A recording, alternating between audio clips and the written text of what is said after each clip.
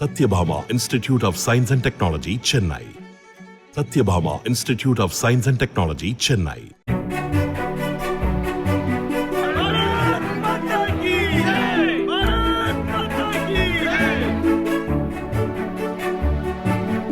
கரூர் நாடாளுமன்ற தொகுதி பாஜக வேட்பாளர் செந்தில்நாதன் கரூர் திண்டுக்கல் சாலையில் வாக்காளர்களிடம் துண்டு பிரசுரங்களை வழங்கி தாமரை சின்னத்திற்கு வாக்களிக்கும்படி பிரச்சாரம் செய்தார்.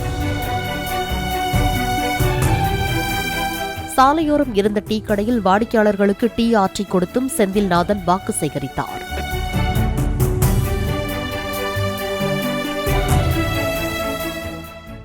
Satyabhama Institute of Science and Technology, Chennai.